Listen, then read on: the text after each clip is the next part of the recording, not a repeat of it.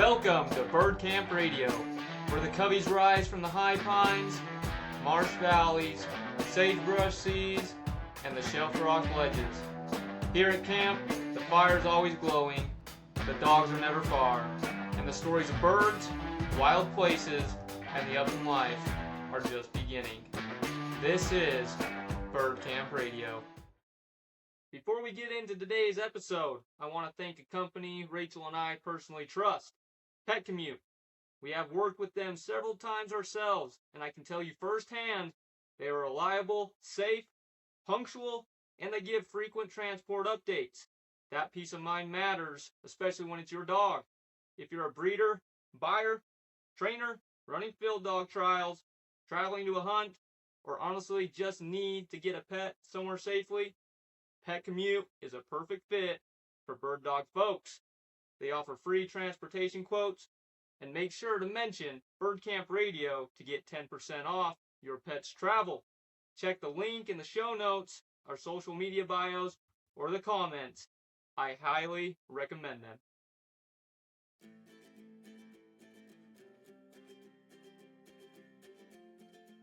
Welcome back, everyone, to the Bird Camp Radio podcast. I'm your host, Kellen Golightly, and we're excited to be here today for episode 35 of Bird Camp with Samuel Alvarez.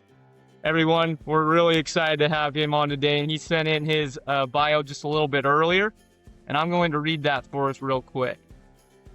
Samuel Alvarez is a passionate upland bird hunter who has spent his life around hunting dogs, breeding dogs, and enjoying the outdoors.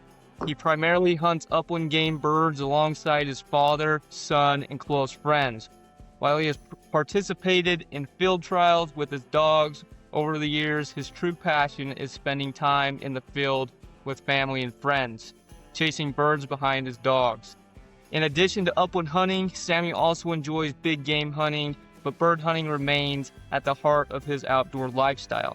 He is deeply committed to preserving hunting traditions and sharing them with the next generation. Samuel is the founder of a non-profit hunting and fishing organization that donates gear, hunting dogs, and puppies to youth, first responders, and veterans. Through these efforts, he works to make the outdoors more accessible while giving back to the communities he cares about most. One of the goals Samuel has is, with his son, have for the upcoming season is completing California's upland game bird species list. His son has successfully harvested every upland game bird species in California except the chukar, making it a major focus for their next hunting season. Samuel and his family are heavily involved in the hunting and fishing community and are passionate about mentoring new hunters and anglers. Their organization emphasizes family, values, faith, and service to others. Whether helping someone get started in the outdoors or supporting those in need, Samuel believes in being there for people and giving back to the community whenever possible. Samuel, we're excited to have you on, man. How are you doing today? Good, brother. Get better.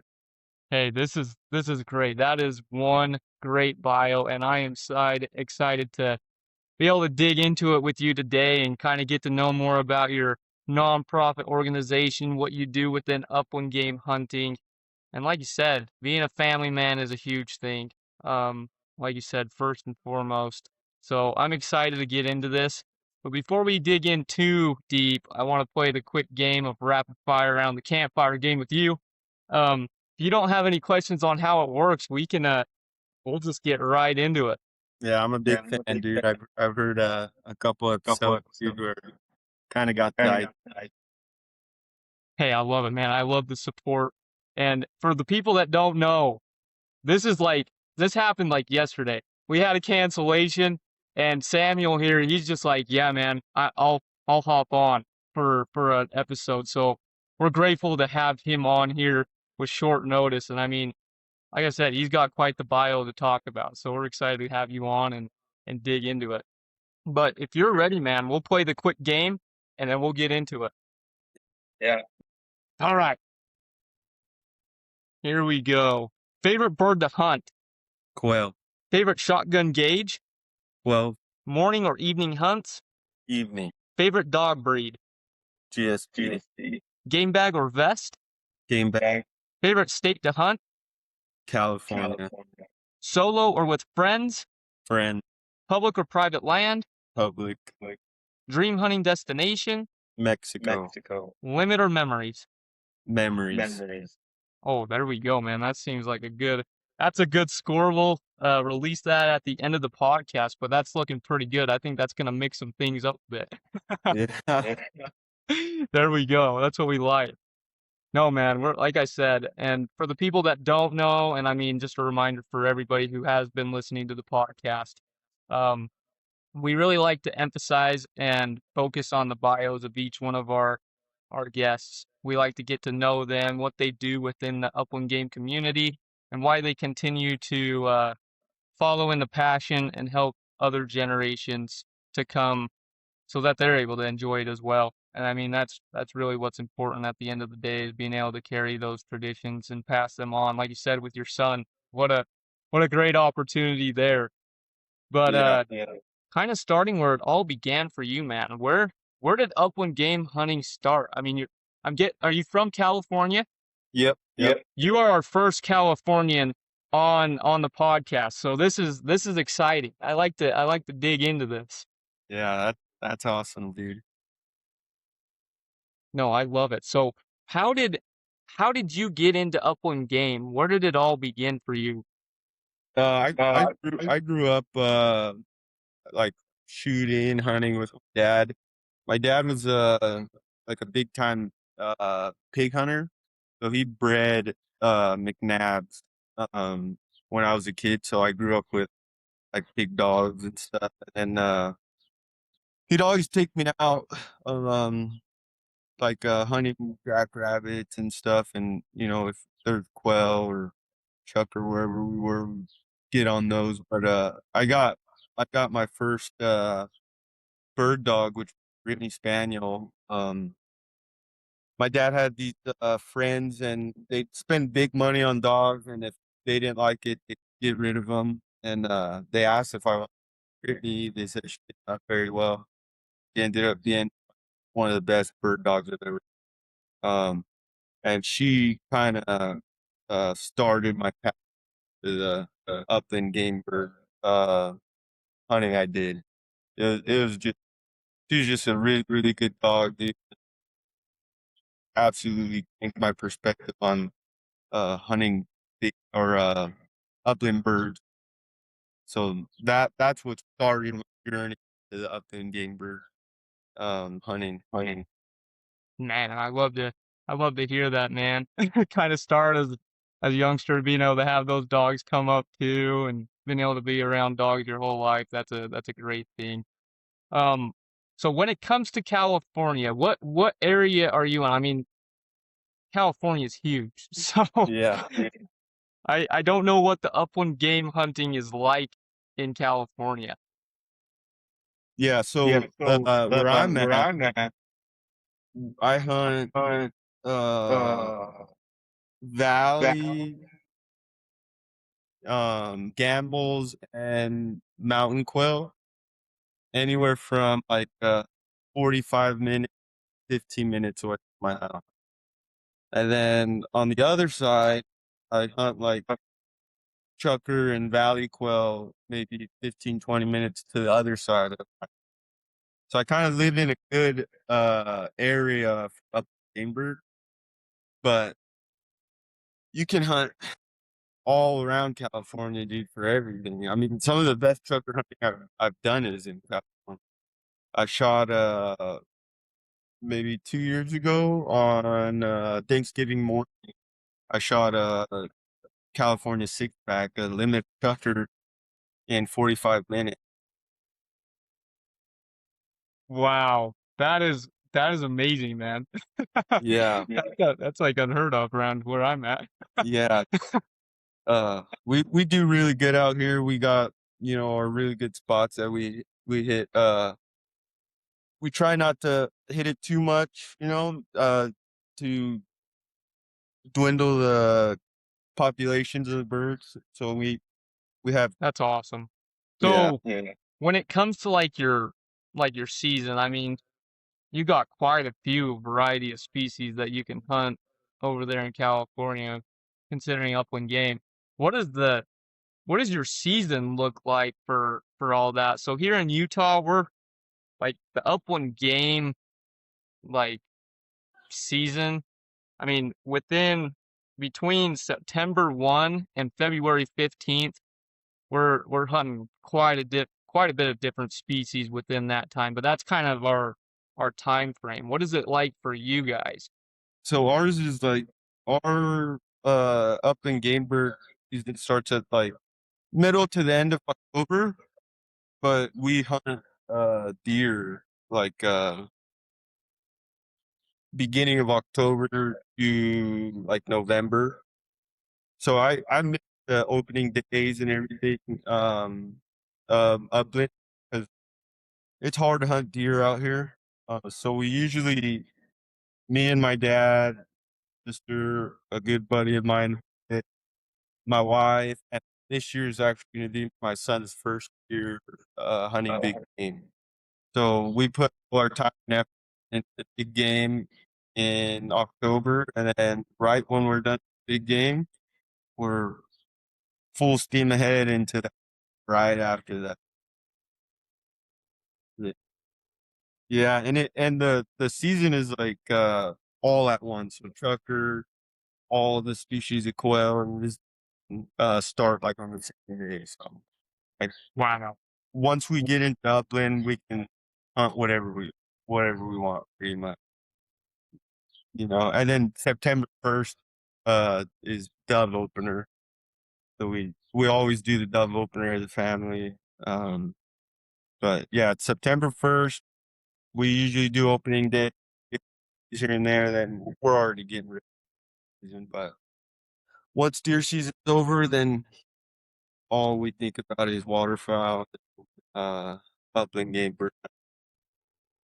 Wow, so you just kind of you cover the whole theme, the whole section. Yeah. So that's awesome, man. Yeah. I feel bad. My wife becomes like a single mom, single wife when hunting season comes around, but she's a blessing.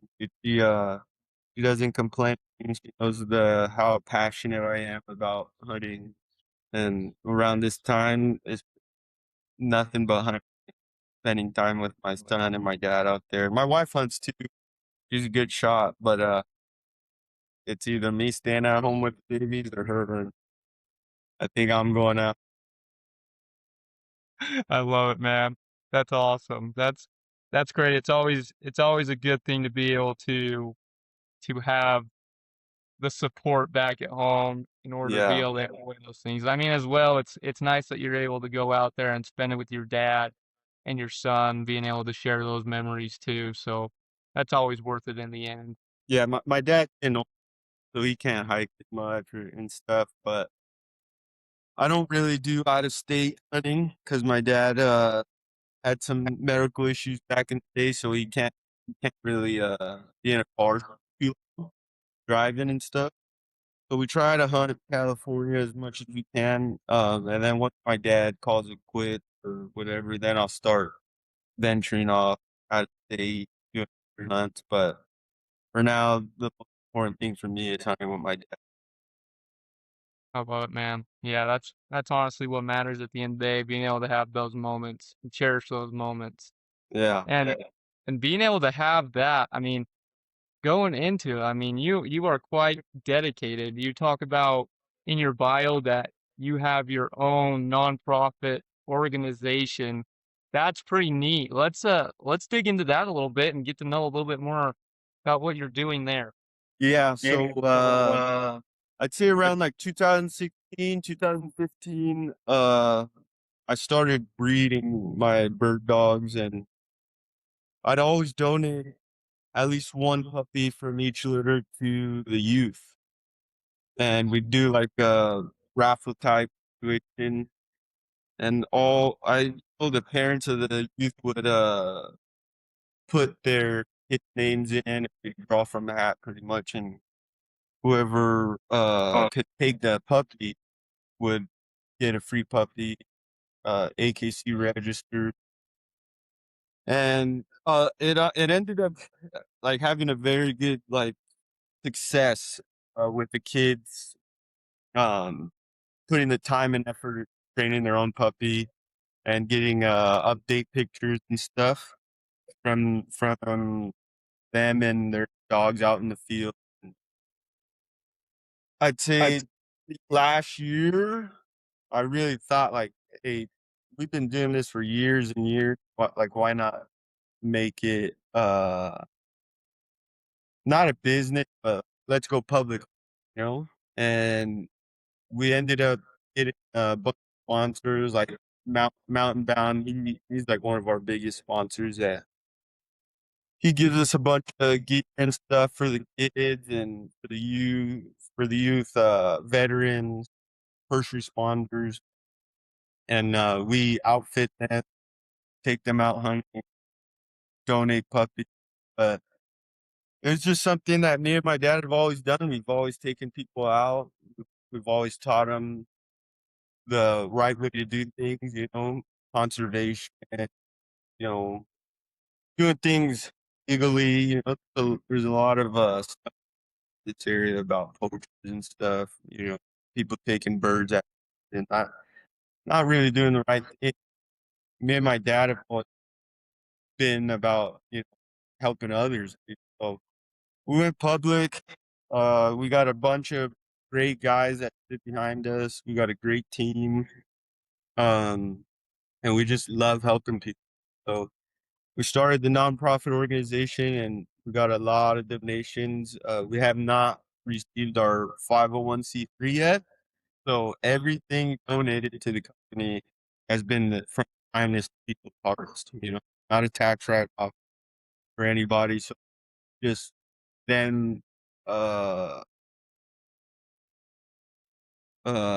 back in the the message that we're trying to send out there. So everything that's been donated and everything, not a tax write-off. So people aren't donating for their benefit. They're doing it for the love of the game. So we've had such a positive back with what we're doing, and we've had some great guys stand behind this. We have Brad out there, guys out coyote hunting. We have Mark from Cow Hunt Fish, who owns Mountain Bound Hunt Coach. Just outfitted it. My buddy is actually from Utah. He's Bill Newbold. He's actually going to Hawaii to hunt after year, and my buddy Mark, them with a bunch of stuff. A good buddy Hunter donated some money. We outfitted his boys and him some gear, and they're going to do a Hawaii hunt next week.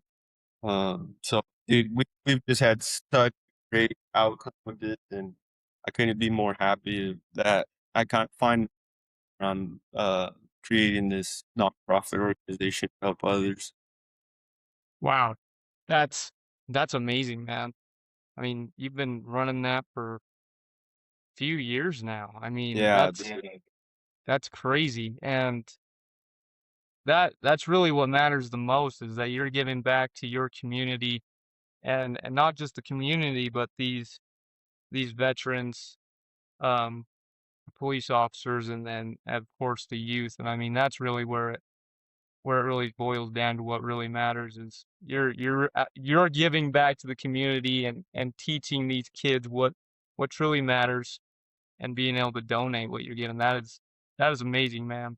yeah. More power to you. We all get into dark places in our lives, and some of the hunting buddies that I've had have been there for me. I'm guilty myself of getting into a dark spot, and getting into a and for me, being out and out therapeutic.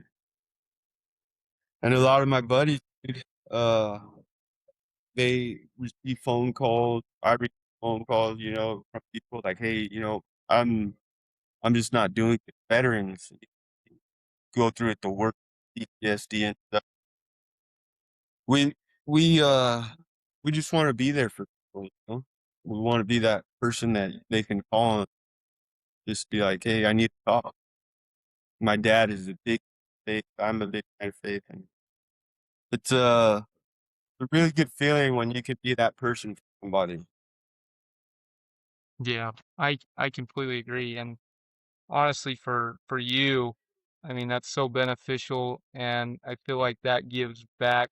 I mean, being able to give back to the community and that being within that community, feel like that's got to bring even a deeper appreciation for the hunting aspect of it and what you're doing out there, realizing that you're making a difference for a lot of those people. Because like you said, I don't think there's anybody out there that at some point in their life, everybody goes through those dark moments. And like you said, when you have a community behind you and people who are able to lift you up in those times when you can't do it yourself, I feel like that's really where the importance lies. And just more power to you, man, being able to do that and give back to your community in that way. I mean, that means so much to a lot of people.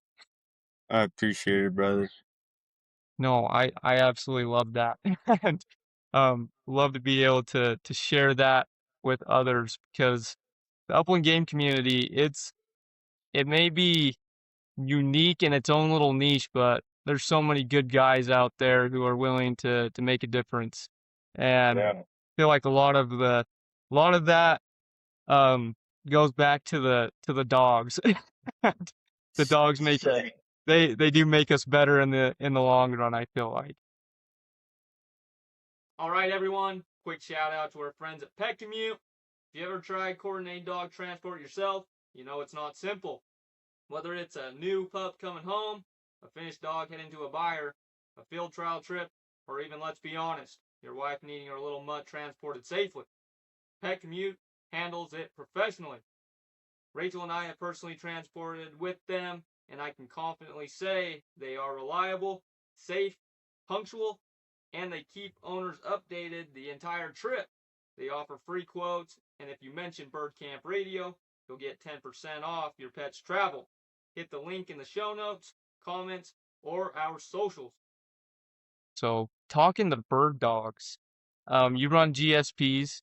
Yeah. You've done everything from, Yeah. of course, breeding, but as well, field trials as well. Um, what has the hunting journey been like for you with your own personal bird dogs up to this point? So starting off with that Brittany I had, she completely changed my outlook on. She's put, I'd say, over 20 people on their first bird. And when I got into it, I was always looking for a versatile dog, and she wasn't extremely versatile. She didn't really like water, so I ended up going to a short hair. And I despised waterfowl hunting. So I ended up getting uh, a GSP, and I ended up quail hunting one day and found a pond that had all my validations, everything I needed. I shot a duck, dove in, and grabbed my duck and brought it back. And that day forward, I ended up becoming a die-hard waterfowl hunter after that. But I had an English pointer as well, and he was probably one of the best upland dogs I've ever owned. He's a 1,500-yard dog. He'd go on point 15 yards of pin. Just sit there till I got there. 10 minutes, 15 walk, and he'd have 10, and we'd shoot him. But yeah, dude, like ESP is so versatile, so I could do anything I want with it. We find down deer that they've shot. They lose them, can't recover them, so we come in with our GPs and they track them. We've done that multiple times with bear, and but the GSP really changed my outlook on personal dog. We've ran trials too, but wild bird hunting is where it's at, dude. That's right. I that's what I've kind of noticed with a lot of this is a lot of the guys do a lot of those field trials just to make up kind of just fill in that time up until the hunting season. being able to do that. Um, that's a lot of fun though, being able to have those field trials. Yeah. So how many dogs do you run right now personally? 3 dogs, 3 short hairs. 3 dogs. There you go. There you Yeah. go. That's a pretty good setup. Yeah, dude, at one point I had 5. Really? I had to Wow, cut that's quite back. the string. I had to cut back. Had to I'm in cut the back a little bit. I'm in the like the electrical field, so like I'm about 2 months away from topping out as a journeyman lineman. And I don't have much time to train or like, you know, take care of the dogs and stuff.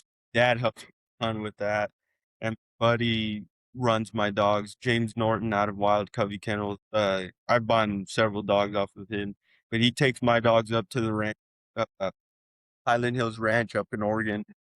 He guides with them, so it gives them a little refresher for the off season, and he trains them at his house, which is only an hour away when I'm working. But it's kind of a slow time during the honey. uh, I have a little time off during the honey season, and I run a lot. But yeah, it's a big group effort in my situation. But once I'm topped out, I have a lot more time to spend with the dogs and stuff.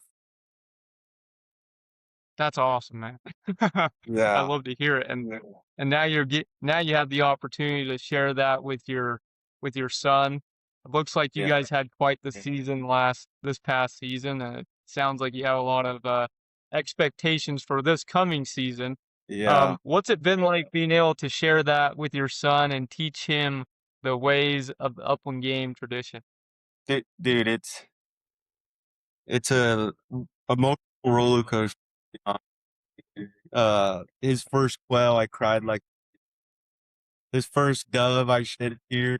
His first pheasant, like he shot a mountain quail at like I want to say like 7 years old, 8 years.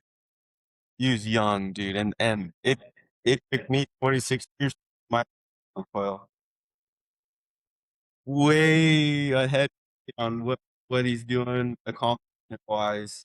But that kid is so dedicated to hunting, to working dogs. He trained and finished dog on already at 10 years old. He's turning 12 this year.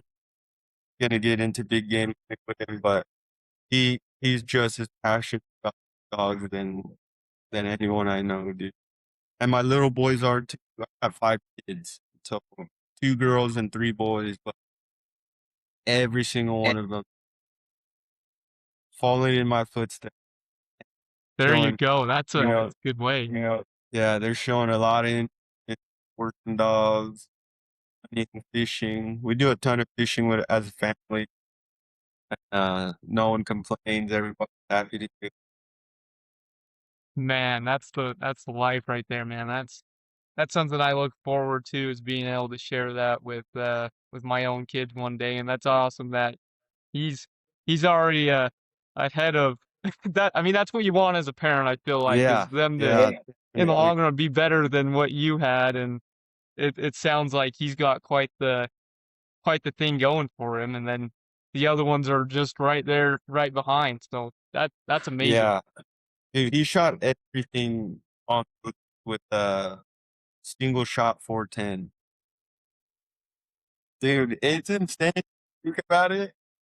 Yeah, it's insane if you think about it, dude. We upgraded him a few years ago to a semi-auto 12 gauge. I mean, 20 gauge. 20 gauge. But dude, everything he has on his list has been a 410 shotgun.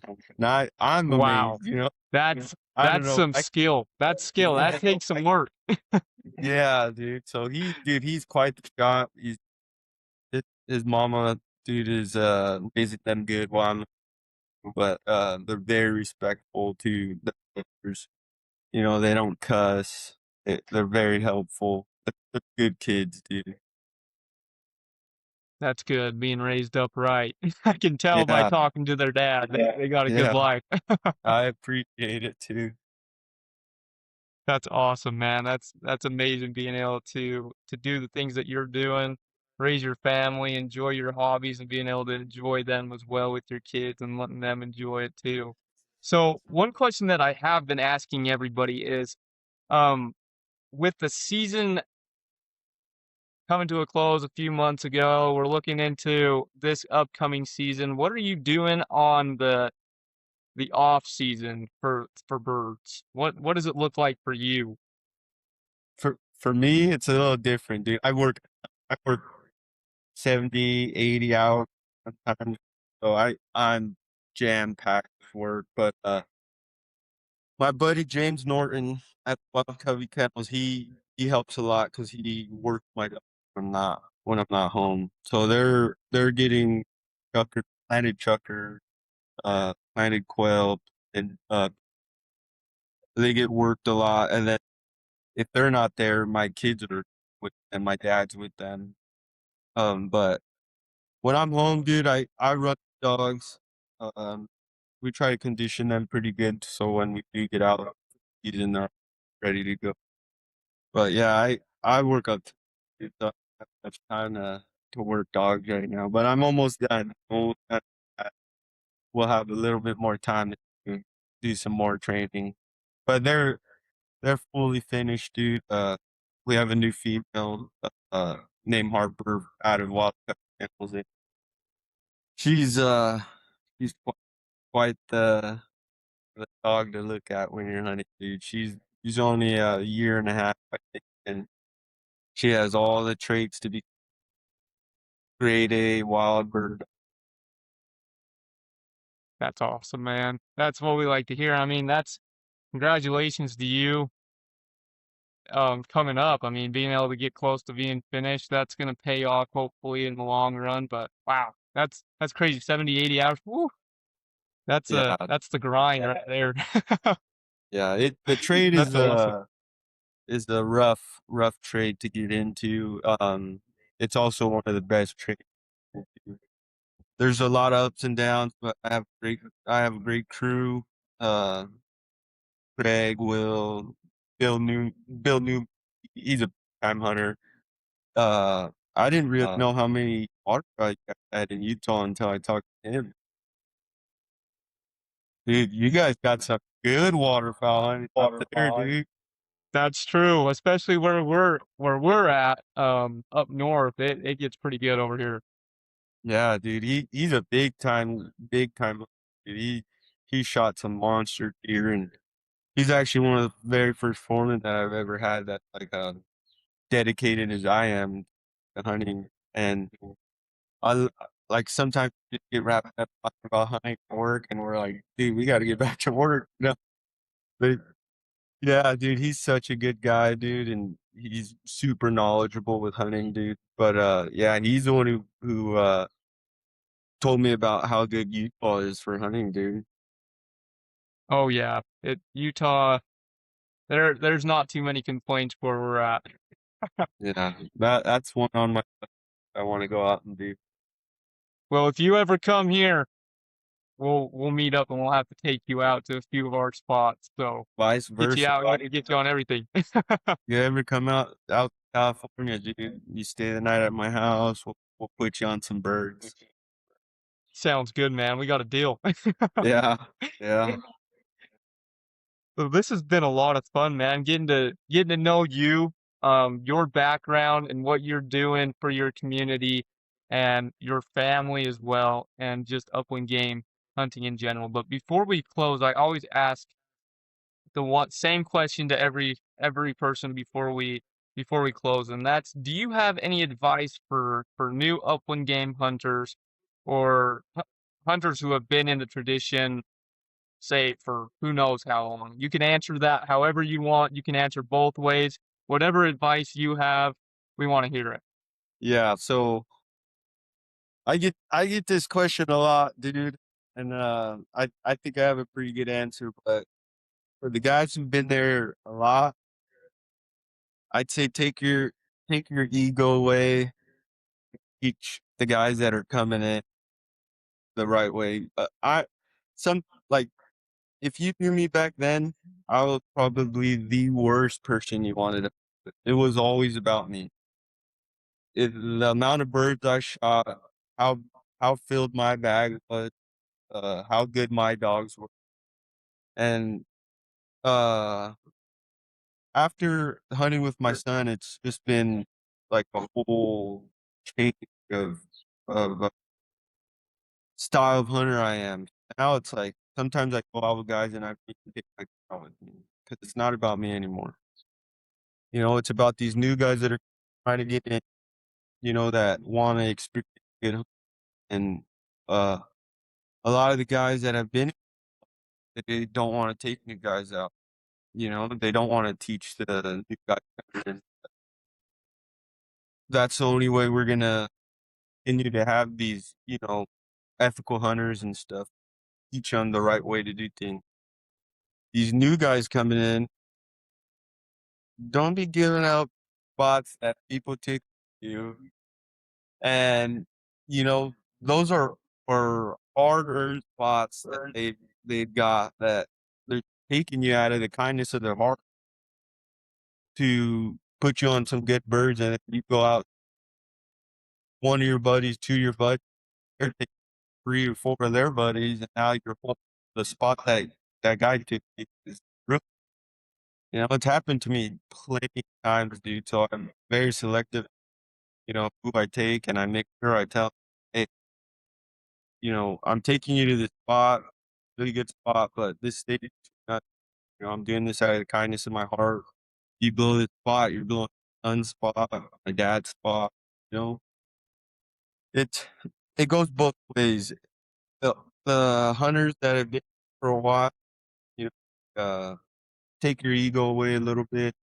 Keep the new guys coming in, and the new guys soak up as much information as you can. Veterans that doing and don't burn anybody's spot. That's like the number one is someone takes you to a spot that's not your spot. Can't hunt that spot. I love you have yeah, it's almost like on private property. You have to ask permission to hunt that spot. And that goes for all it's it's one of the unwritten rules, and you have to stand by it to be a good hunter. I love it, man. That is great advice for both the mentors and the ones being mentored. It's Yeah. it's very true. It's a check and balance there, and like you said, there's respect to be earned on both sides, and I completely agree with that completely. Yeah. But Yeah. this has been a lot of fun, and I am glad that we were able to get you onto this podcast for you to share your story and what you're doing. So thank you again for coming on, Samuel. This has been great. I appreciate it, brother. It's been an honor. Of course. Thank you again, everyone, for listening to the Bird Camp Radio Podcast. I hope you enjoyed episode 35 with Samuel as much as I did. But before you go, we need to release his time for the rapid fire around the campfire game. Samuel, your time was 30.29 seconds, which puts you the leader of the leaderboard at first place. Our new rankings goes as follows. Samuel at 30.29 seconds. Second place, Emmanuel Rose at 31.59. And then our two-way tie between Travis Spring and Ryan McCollum at 33.79. That is the new ranking, our top three in the leaderboard. And before you go, once again, we'd like to say that you can find these episodes and watch these episodes on YouTube, along with our Spotify, iHeartRadio, and Apple Podcasts, where you can listen as well. Our social media is found on TikTok, Instagram, and Facebook, where you can find us at Bird Camp Radio. And don't forget, we haven't talked about it in quite some time, but we do have our Print by Shop, where you can get merchandise that you can purchase from there to rep Bird Camp Radio and your bird dogs and the birds that you hunt. That link will be set in the bio and is also in the bio of each one of our platforms. Thank you again, everyone. Until next time. You've been listening to Bird Camp Radio, where the high pines, marsh valleys, sagebrush seas, and shelf rock ledges, always call us back.